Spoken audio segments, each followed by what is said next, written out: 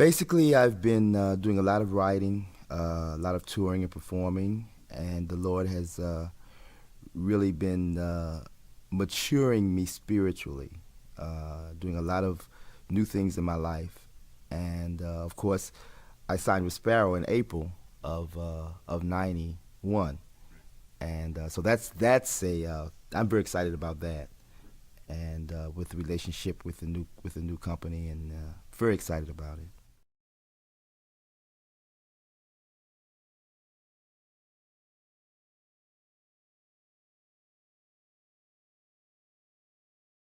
I think there's a lot of crossing over, a lot of emphasis on crossing over, and not enough emphasis on reaching and ministering to people's spirits and their souls. And on this particular album, what I'm trying to do is really minister to people's spirits and encourage them through my music and bringing them closer to God. So I think that one of the things that I did was sort of return to the basic church idiom, and I did quite a bit of church music, church type music.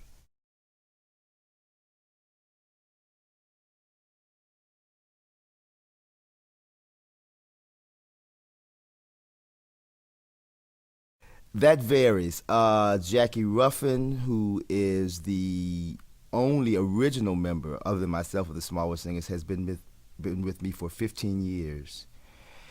Caroline Evans has been with me approximately 12 years. Um, Darlene Simmons has been with me for about 5 years. Dennis Sawyers has been with me for about a year and a half. Patty Teagle has been with me about a year, something like that. My bass player, Tim Lindsay, has been with me for about 14 years. My drummer, Garfield Williams, is the newest member. He's been with me for about 9 or 10 months, something like that. And my keyboard player, Darren Atwater, about 9 or 10 months.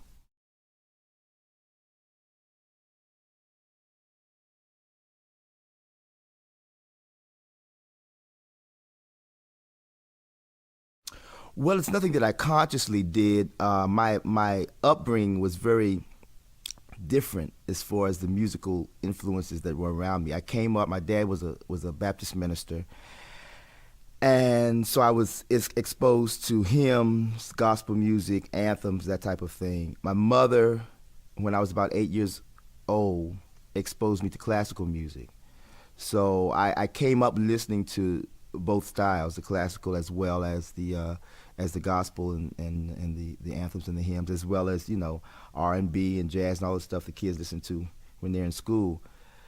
And then I went on to go to Howard University, where I majored in piano as a classical piano major.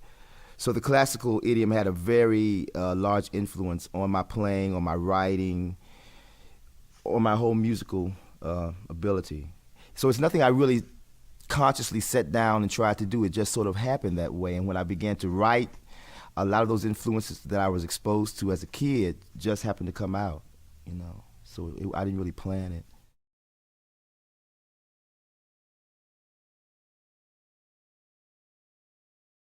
Well, I think that 90% of the music on this album has to do with uh, what God has done for me, what He is in my life, who He is, how great He is, and the whole theme of the album tends to talk about a testimony aspect of what God is and how great He is, and that's basically how it came up.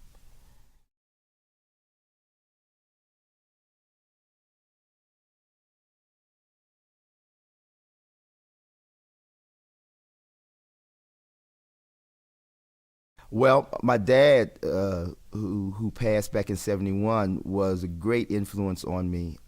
He was not only a minister, but he was a musician as well, pianist, and he sang. And he wrote this song called "Twill Be Sweet" when it may have been before I was born. I really don't know when he wrote it. I just remember hearing it all of my childhood coming up. And of course, my dad was a staunch traditionalist.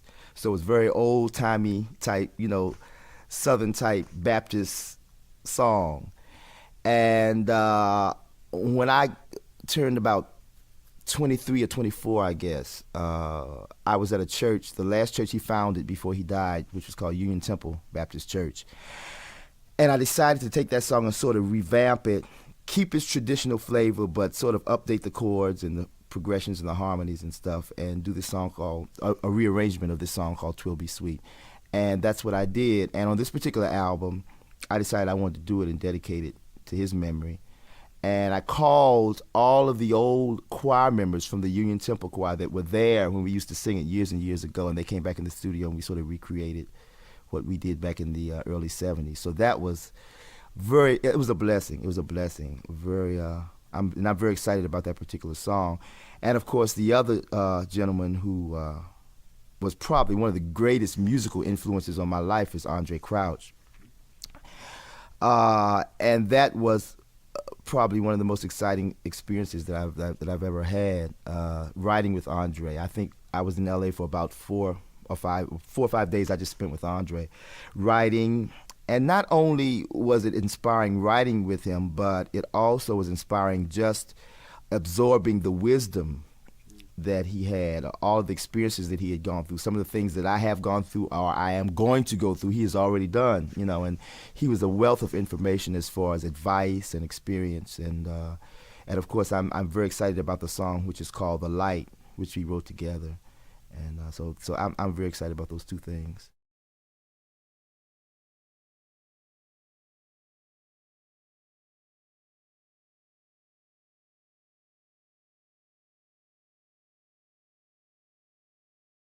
Well, "'Twill Be Sweet" definitely has to be one of my favorites because it's my dad's song and it means a lot to me.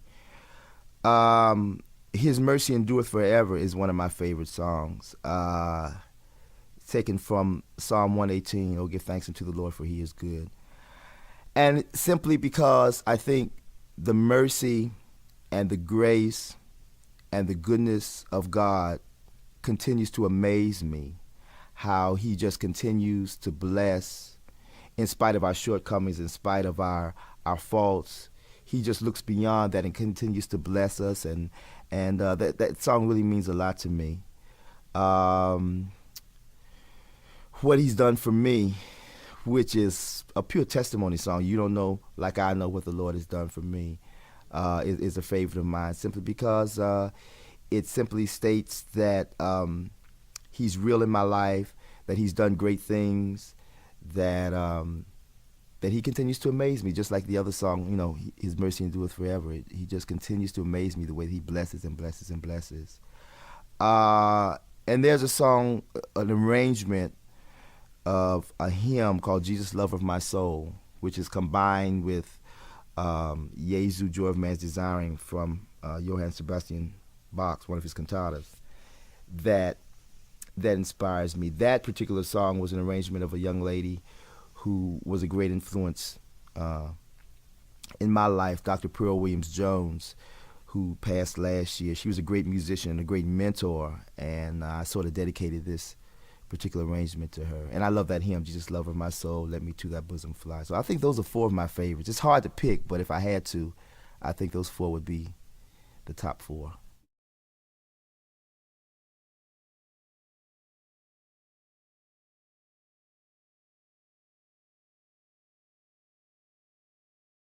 The secret of my success is doing God's will for my life.